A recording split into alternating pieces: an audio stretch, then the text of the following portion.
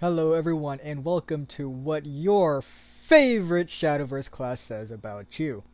Now one thing to note before we do get into this video is that this video is for entertainment purposes only, and that this video is not meant to offend anyone, so let's get to it.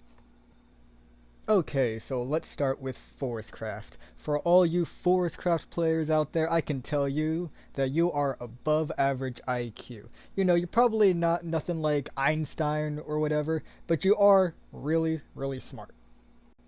You also like to trick your opponent into thinking that they're gonna win, but in reality you had the entire game under control. You just really like to play those mind games with your opponent. Next up, you take the term touch grass in a sexual manner. But hey, at least you can tell people that you actually touched grass. And are probably not a virgin. But despite all that, you are still a really say-so person. You are very sweet, very polite, and you don't have any enemies. Alright, now it's time that we got to the Swordcraft part of the video. If you are a Swordcraft player, that means that you probably have ADHD. And, you know, that's not a bad thing, but whenever it comes to focus, it's probably not there. Another thing is that you really, really, really like maid outfits. Another important thing to know about Swordcraft players is that they constantly leave the game early if they have not gotten their win condition by turn 6 or 7. That's just a given. And one more thing, they've probably stolen a few things here and there in their lifetime. Don't hold it against them, okay? Now, moving on to Runecraft. Runecraft is a really interesting one for y'all, I'd say. Number one, you probably use a bunch of coupons whenever you go to the store. And, you know what? Maybe we should all learn from that. We could all use a good discount. Another thing is that you can be intelligent, but only if you really want to be. I mean, you know, it depends on the day and the weather, I guess. Another thing is that you love chess.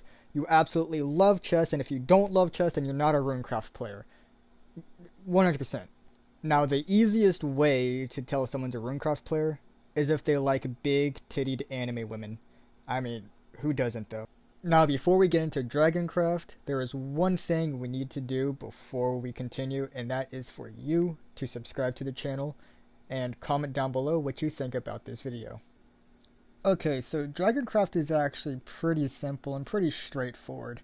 If you're a Dragoncraft player, you most likely really are into mystical creatures and or sea creatures, and sometimes a mixture of the two, like mermaids. I mean, who knows? Mystical creatures for everyone, I guess. You also think that the more expensive the card, the better the card, the more powerful the card. And lucky for you, that also means you're just a casual player. You don't really play competitively or anything like that. So, I mean, win-win for everyone, I guess. Okay, so we just got a few more classes to go, so let's get right to Shadowcraft. For Shadowcraft players, this one's pretty interesting. So the most important thing about a Shadowcraft player is that they know how to party. They are cool people, they are very fun to be around, and they're pretty much friends with everyone. Another thing about Shadowcraft players is that they like offensive humor, they like dark humor, they make jokes about themselves, about other people, jokes about everyone, but it's all for fun. And Shadowcraft players can sometimes seem down, depressed, or whatever, which that might sometimes be the case. They could also just be reminiscing on the past and just enjoying the life that they've already lived. And now that brings us to Bloodcraft. Bloodcraft is another interesting one that I think a lot of you might relate to. So let's get to it. First things first, Bloodcraft is scary. If you play Bloodcraft, you're scary. And you know, sometimes that's just what you need, is to be scary. But you're also somewhat of a narcissist. You know, you think only about yourself, but you're also a bit of a masochist as well. Always dealing damage to yourself without any real worry about anything. But you're also, as a Bloodcraft player, still really cool. So that's really all that matters. If you're cool, then everyone's gonna like you, right? I mean, it's simple as that. So that brings us to Havencraft. Havencraft is a little bit of a controversial one in my opinion. You love it or hate it, but one thing's for sure is that if you play Havencraft, you are scared of everything. You're scared to take damage, you're scared to lose your followers, scared to lose your aimlets, you're scared of literally everything. But Havencraft players also really like shiny things. If it's shiny, it catches their eye, and it's a real simple mindset. It's just shiny.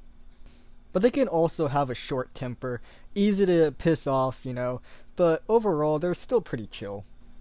Now last up we have Portalcraft. It's last for a reason, that's because it sucks and no one likes a Portalcraft player. What are those reasons why? Is that the education system has completely failed you, you are not a smart person, and you think you're cool, but you're not cool, and no one wants to be around someone who isn't cool. Now another thing is that they also unironically say the words like alpha and sigma, which just comes off as really cringe. They think they know what they're talking about, but they really don't. They think they're smart, but they're not smart. So, I mean, yeah. And last but not least, subscribe only if you don't play Portal. If you like this video, I'm probably not going to do another one because this is a shit video, but yeah, subscribe, comment down below, and that's about it. I'm out. Later. Life is moving by, but I can't keep from asking why. I wanna relive all those nights. I'm gonna turn back time tonight.